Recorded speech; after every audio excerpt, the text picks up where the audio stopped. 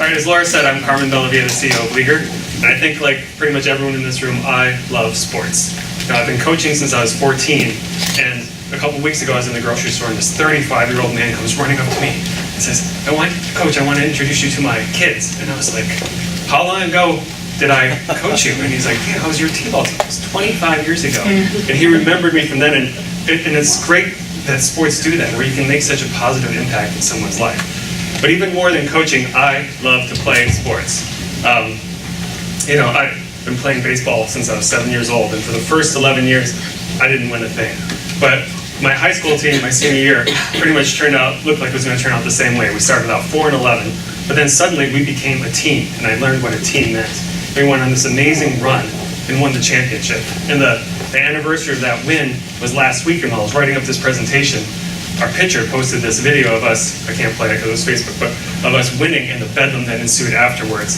And the comments that just started funneling through Facebook really show how these memories really tie us together over the years. And I've created so many friends through sports, and I even met my wife playing volleyball, so I have sports to thank for that as well. But if you're like an adult and you have kids in sports or an adult who play sports, you may wind up asking yourself, how organized are sports really?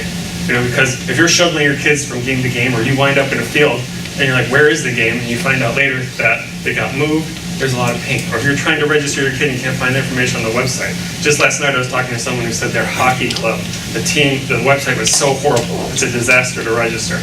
And that's really why sometimes I ask, how disorganized is it?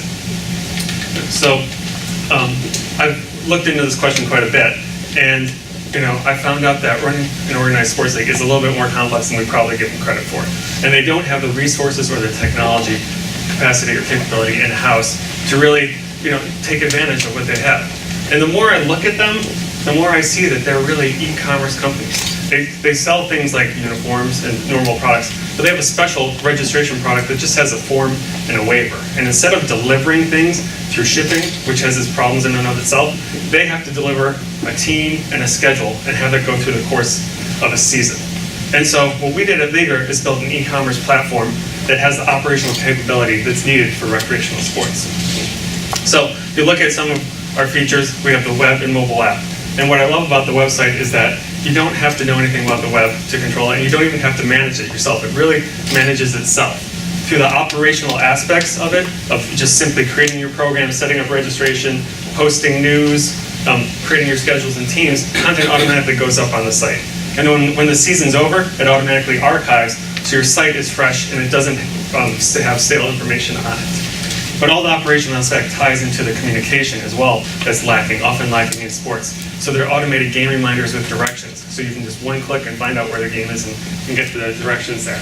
Also, when games are canceled or rescheduled, the text messages go out to everyone. And even posting news, we tie into social media. So with one click, you can broadcast through email, text, put it on your website, Facebook, Twitter, all from our control panel. And it's all web and mobile as well. And we have the e-commerce platform all built in as well, so uniforms, sporting goods, any sort of apparel gets pushed through the website and can be purchased as well. So what's great is that, from the parent perspective or the player perspective, we bring the fun back into sports. So instead of, if you may not have such a romantic notion of sports as I do if you think about it every day, but with your kids, this kind of helps take away a lot of the pain in sports. But what I like even more is the quotes from the league directors. So Dave Walker has been a customer for several years now, and when he started with us, his league was a $600,000 revenue generating league, and he had 3 people working for him. Now I call him up, and he's like, hold on, I'm putting. And it turns out that he's running a $1.2 million organization with a half-time person filling in the 14 weeks that he's taking vacation. And it's amazing because that really shows the value of what we provide, better than anything that I could ever express. And what I love about the growth of that is that our business model depends on that, and that we take a percentage of any online transaction. And so across the board, it's been historically 2%. But going forward, these percentages will increase because of partnerships. And we're really excited because through Stadia, we met a great company, Johnny Max, which is a local team dealer and sporting goods retailer here. And because of Johnny Max, we can go from a picture like this, where we're the commerce, operations, and communication platform for organized sports, to being a fulfillment hub as well. So we can become the one-stop shop for recreational sports, where the organization can just put sporting goods, apparel, uniforms online, and Johnny Max will just fulfill it automatically without any additional interaction from the club. Additionally, going forward, we have other partnerships from Stadia as well in place for video, as well as player cards. So Rookies and Riddick's, both core companies here, will allow us to really become a commerce hub. So anything you can think of related to sports, we become a sales channel. And it's almost likened to Amazon, and I hate to have to do that comparison because Amazon is so much bigger than us and such a huge player, but the way everyone puts their products on their marketplace is really what we want to become, is that funnel for anything related to recreational sports. And so that architecture really lies nicely with my experience. So most recently I've been an e-commerce CTO, or an e-CTO for an e-commerce company that I built that exact infrastructure for it. Whereas the commerce portion, the operations portion, and the fulfillment portion, we put it together, and immediately they doubled in size. And then they have had consistent 40% growth since then because of the increase in operational efficiency and the more products they can sell. I've also been part of 5 startups. 4 of them I started, 3 are still in existence. I was the first employee at a .com that went public and later got acquired. The one company I started that isn't in existence, I started right after college with a friend, and I left it to go to McKinsey & Company.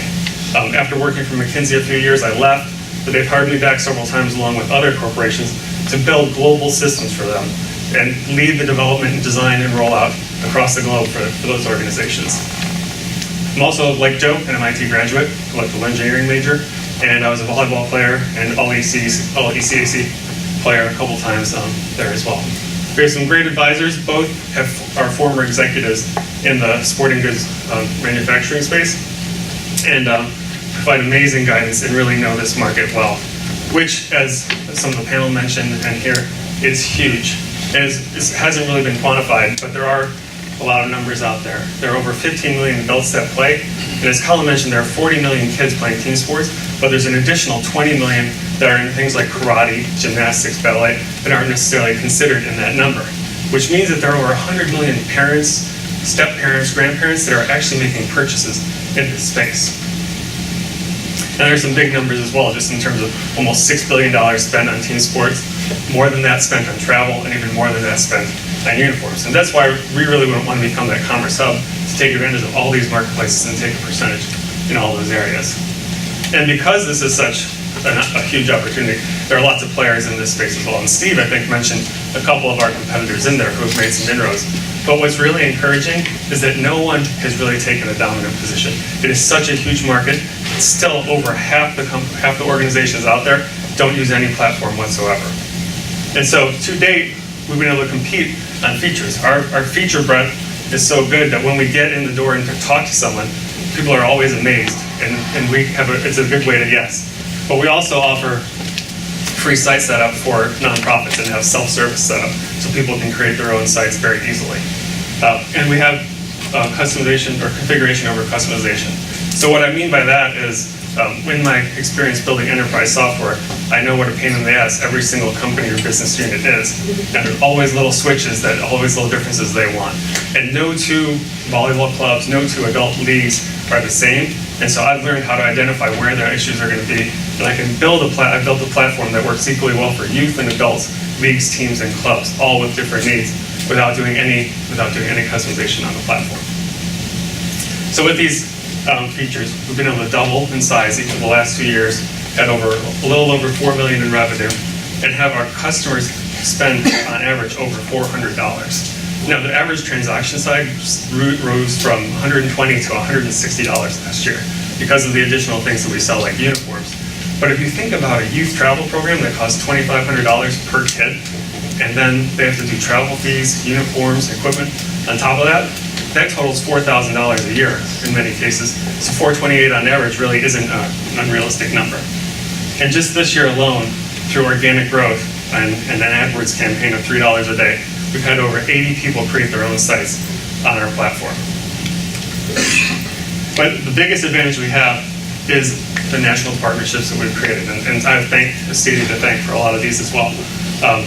One we have with the adult recreational organization, which has a few million people that are involved in it. But we also have the exclusive partnership with USA Softball. So we're their official league management and website provider. And we have that deal for 3 years. So we have a huge opportunity within their market. And there are almost 2.5 million youth and adult players within USA Softball alone. And that correlates to a market size, if you look at registrations, uniforms, apparel, and equipment, of almost $1.5 billion. And that opportunity for Leaguer, in terms of transaction fees that we can take, is a $75 million opportunity. And there are other revenue streams like the videos and the player cards that we haven't factored into there. So our sales strategy really ties directly into this national partnership. So we'll sell into the states, and we created a referral program for all the states that incentivizes them to get us out into all their local associations. We also have our deal in place with USA Softball has us jointly attend trade shows, so we're collectively marketing our product with USA Softball. There's also an email and social media campaign that we have in place with them that they promote us to all their organizations, so we don't have to be contacting them directly ourselves. So here's a little bit of the numbers. You can see how we've doubled and plan to double again this year. But in 2017, really, as we take advantage of this USA Softball partnership and then the additional revenue streams that created from Johnny Max and the uniform, we'll start to be able to grow that exponentially to 4 or 5x, and then continuing a 2 to 3x in 2018 as well. So we're looking to raise about $500,000, and we have about $150,000 of that committed already. So we're looking for another $350,000 that's there. We also are interested in strategic partnerships. If we can get more relationships with like USA Softball, we're all for that. Or if we could work with a 49ers organization to have them go and help promote us to their local community, it'd be amazing as well. And even be able to have a camp that is hosted by the 49ers for anyone that uses the Leaguer platform. It'd be an incredible opportunity.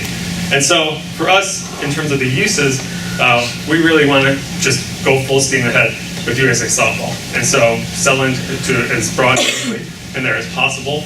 I said 82 people have created sites on our platform, and with a few additions, we can convert a very high percentage of those into paying customers. Right now, we have to do a little bit of hand-holding to get everything turned on for them, but with a few technical enhancements, we can make this all go away. We have the integration with Johnny Max that we need to do and other partners that we want to do, and we need to hire a few resources as well in terms of the sales / onboarding and technical aspects to grow the organization. So I want to thank everyone for their time. I hope everyone comes up to me later and shares their best memories of recreational sports.